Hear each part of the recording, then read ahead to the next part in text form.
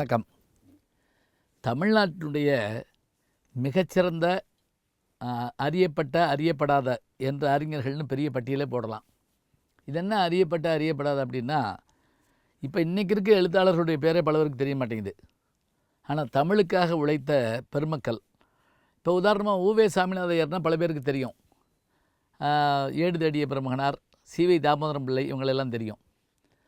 ஆனால் அவர்கள் காலத்திலேயே வாழ்ந்த அபூர்வமான தமிழுக்கு உழைத்த நல்ல மனிதர்களை பற்றி நம்ம பார்த்துக்கிட்டு வர்றோம். அதில் இன்றைக்கு பார்க்க போகிறது யார் அப்படின்னா, நடுக்காவேரி முத்துசாமி வேங்கடசாமி என்ற ஒரு தமிழறிஞரை பற்றி பார்க்க போகிறோம். நா. மு. வேங்கடசாமி நாட்டார்.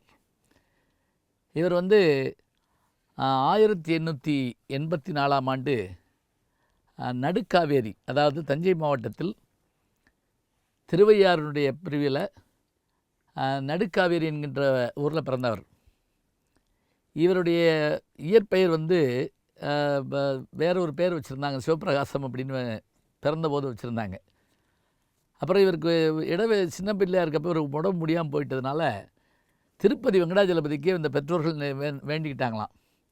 அப்படி வேண்டிக்கிட்டபடி வச்ச பேர் தான் வேங்கடசாமி என்ற பேர். இவருடைய தந்தையார் பேர் முத்துசாமி நாட்டார். அதனால் இவர் நா. மு. வேங்கடசாமி நாட்டார். இவர் படித்தது அந்த காலத்தில் இவருடைய தந்தையார் இடத்துல படித்ததோக நெடுங்கணக்கு, பழைய குழந்தைகளுக்கான ஆத்திசூடி, கொன்றவேந்தன் இதெல்லாம் அவர் படிச்சுட்டு அந்த ஊரில் இருந்த ஒரு தமிழறிஞர் சாவித்திரி வெண்பா என்ற ஒரு காப்பியத்தை எழுதின ஒரு தமிழறிஞர் இவர் என்ன பண்ணார், நீயே படிச்சுக்கலாம் அப்படின்னு சொல்லி அவருக்கு வழிகாட்டினார்.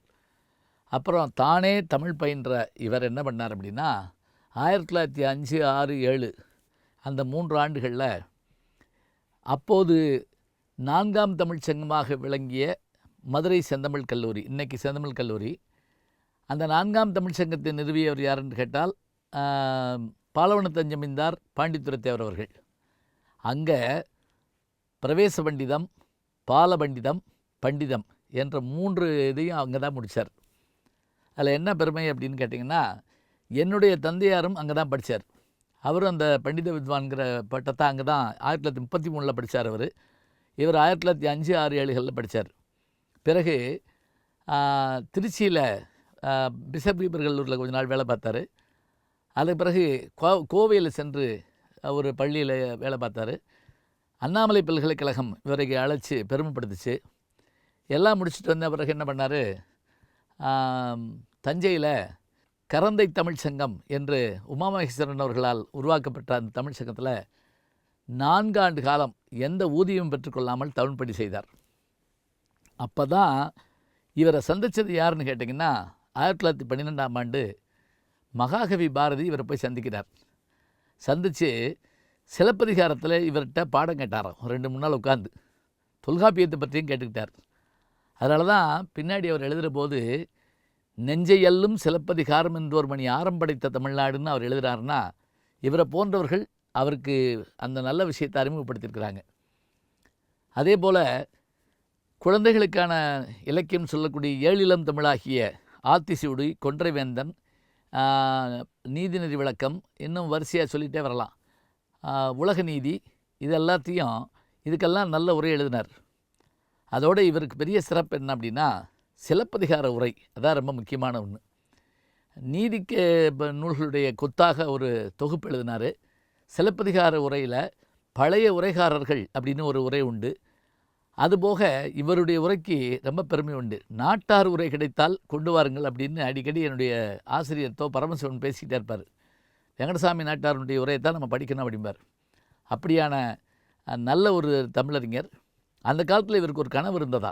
என்ன கனவு அப்படின்னா, எப்படி மார்ட்டின் லூதர் கிங் சொல்கிறாரில்ல, எனக்கு ஒரு கனவு உண்டு அப்படின்னு, அது மாதிரி இவருக்கு ஒரு கனவு இருந்ததான்.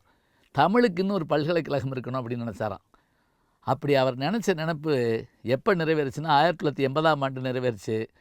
அதை நிறைவேற்றியவர் தமிழ்நாட்டினுடைய புகழ்பெற்ற முதல்வர்கள் ஒருவராக இருந்த பிரசில்வர் எம்ஜிஆர் அவர்கள் தான் அதை நிறைவேற்றினார்.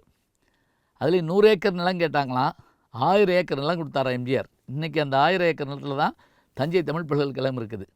அது உருவாக வேண்டும் என்று கனவு கண்டவர் யார் என்று கேட்டால் நம்முடைய வேங்கடசாமி நாட்டார் அவர்கள் தான். திருவருள் க பல்கலைக்கழகம்னு அதுக்கு பேர் வைக்கணும் அப்படின்னு அவர் நினச்சிருந்தாராம். அப்படியான அவருடைய அந்த நூல்கள் எல்லாமே தமிழுக்கு எழுதிய கட்டுரைகள், வேளிர் வரலாறு பற்றியும் கபிலர் பற்றியும் பரணர் பற்றியும் இவருடைய அந்த நல்ல படைப்புகள், குறிப்பாக வேளிர் வரலாறு ராகவேங்கருடைய நூல் அது. அதோடு சேர்ந்து பல செய்திகள் இவர் ஆராய்ந்து எழுதியிருக்கிறாரு. இவை எல்லாமே இன்றைக்கு நாட்டுடைமையாக்கப்பட்டு அவருடைய குடும்பத்தாருக்கு பெரும் தொகை நிதி உதவியாக தமிழக அரசு அளிச்சிருக்குன்னு சொன்னால் அவருடைய பெருமையை நம்ம அறியணும். இந்த நூல்களெல்லாம் நம்ம படித்து பார்த்தோம்னா தான் இவருடைய பெருமை தெரியும். தமிழுக்கு உழைத்த பெருமக்கள், தமிழுக்காகவே வாழ்ந்த பெருமக்கள் என்று ஒரு பட்டியல் போட்டோம் என்று சொன்னால் அதில் நாமும் வெங்கடசாமி நாட்டார் அவர்களை விட்டுவிட்டு நாம் அந்த பட்டியலை நிறைவு செய்ய முடியாது.